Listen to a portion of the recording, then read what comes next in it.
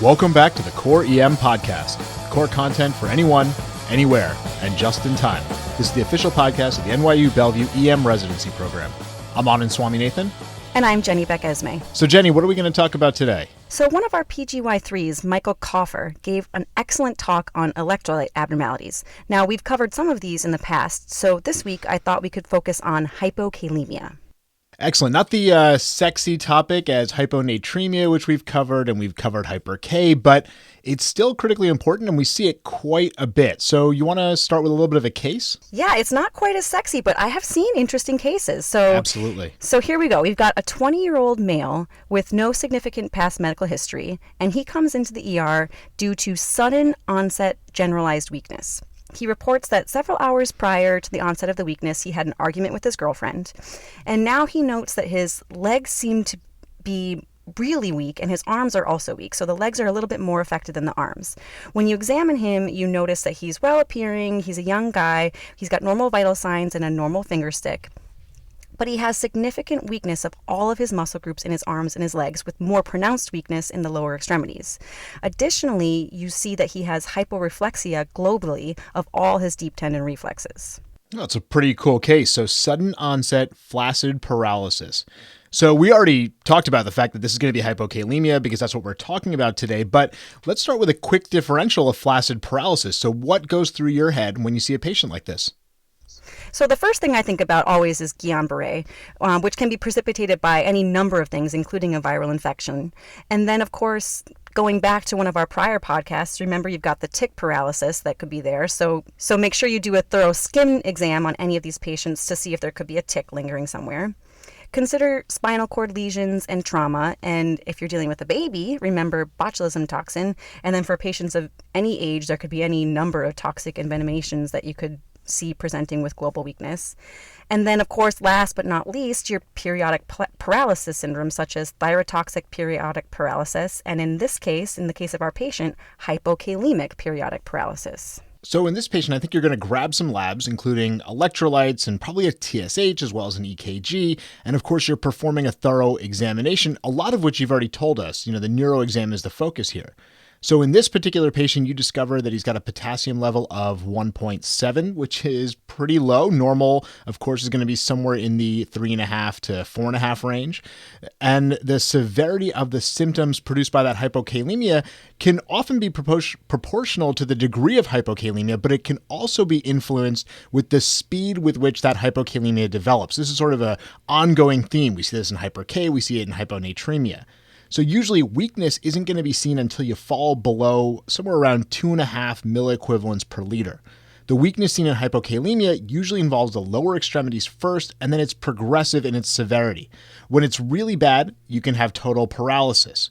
When that potassium is low enough, you can also see things like muscle weakness, and that can eventually cause paralysis of the respiratory muscles and lead to respiratory failure and even death.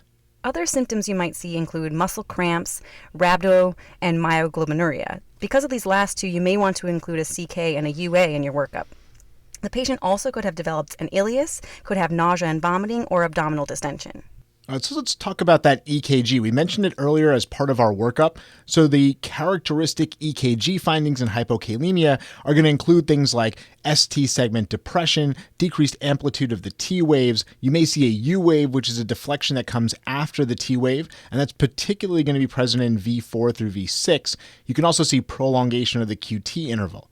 Additionally, there are many different dysrhythmias that patients with hypokalemia can present with. So PACs, PVCs, sinus bradycardia, paroxysmal atrial or junctional tachycardia, AV blocks, and even VTach or VFib. Well, that sounds pretty scary. Swami, when you see a patient and you get this bad hypokalemia level, do you just throw pads on them right away, or do you wait for something specific on the EKG before you get all kind of worked up?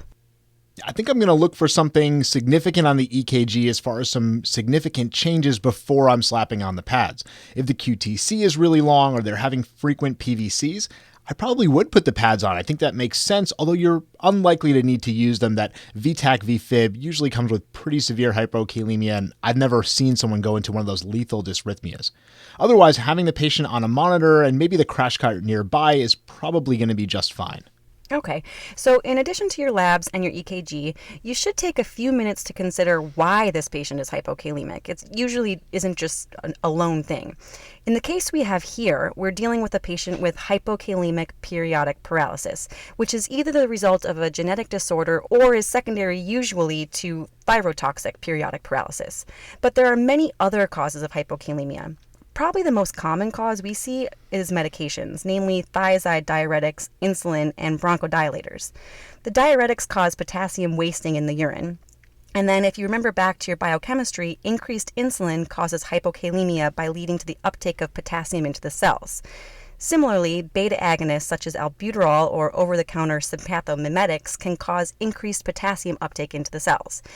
In fact, the one patient I did see with hypokalemic periodic paralysis had also been overusing his albuterol inhaler recently, so that could have contributed to his presentation. That's really interesting, especially that overuse of albuterol. You'll see patients, obviously we see patients who come in a little bit shaky, but I have seen patients who come in with a little bit of weakness and we check their potassium and they're a little bit on the low side. So remember that albuterol will push the potassium into cells.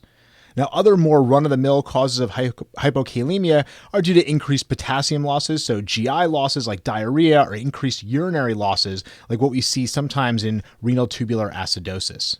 So we discovered hypokalemia, we thought about possible causes, and we're getting the patient worked up. So let's start treatment. Well, when treating hypokalemia, I think it's pretty easy what you have to do. You have to give them potassium.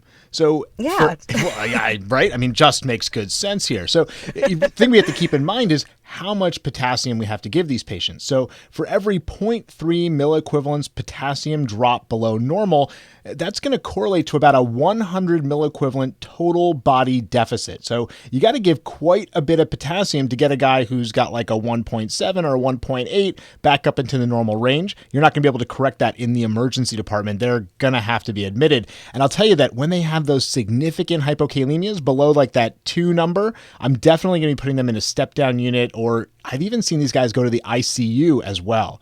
Now, in patients with mild hypokalemia, repletion can be done with oral potassium. As long as the patient's gut works, they're not vomiting, you can give them oral K. Usually this is going to be potassium chloride, and we'll typically give somewhere around 40 to 60 milliequivalents every 4 to 6 hours. And you have to monitor them as you're correcting this potassium. But remember, if the patient's making urine, you're not going to cause a hyper K state by simply giving 40 to 60 milliequivalents. They'll pee out the extra stuff. So if the patient has potassium levels that are less than the 3 milliequivalents per liter, or they're having some major symptoms or obviously life-threatening ECG changes, we're usually giving potassium supplementation via the IV. Here we're going to start with 10 to 20 milliequivalents per hour of potassium chloride. Now keep in mind that when potassium is infused peripherally, it can be painful or even cause a phlebitis. So if you need to give it faster than 20 milliequivalents per hour, central access is usually best.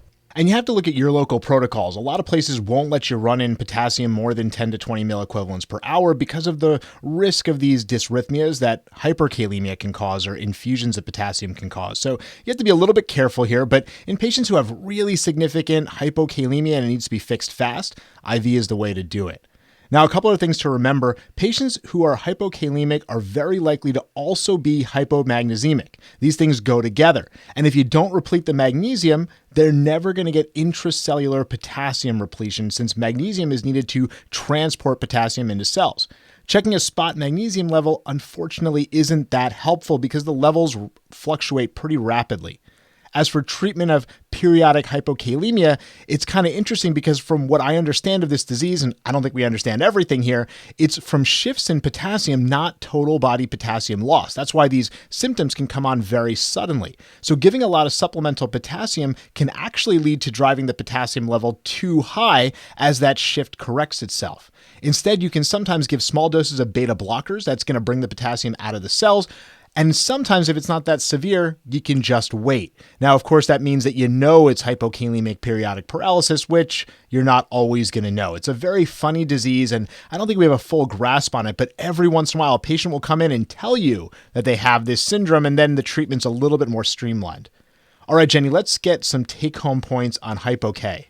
Absolutely. So first, hypokalemia has a wide variety of presentations ranging from generalized weakness to paralysis to cardiac dysrhythmias or even cardiac arrest.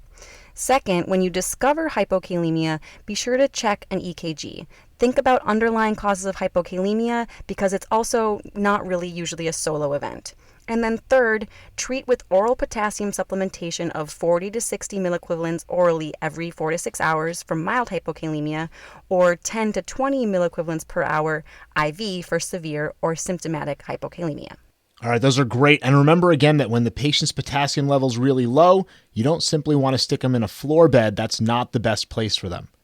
All right, that's all for the Core EM podcast this week. Come on over and check out the site at coreem.net, where we've got a ton of great core content emergency medicine. Don't forget to check out our Facebook page, follow us on Google Plus and on Twitter, where our handle is @core_EM. Thanks, and see you all next week.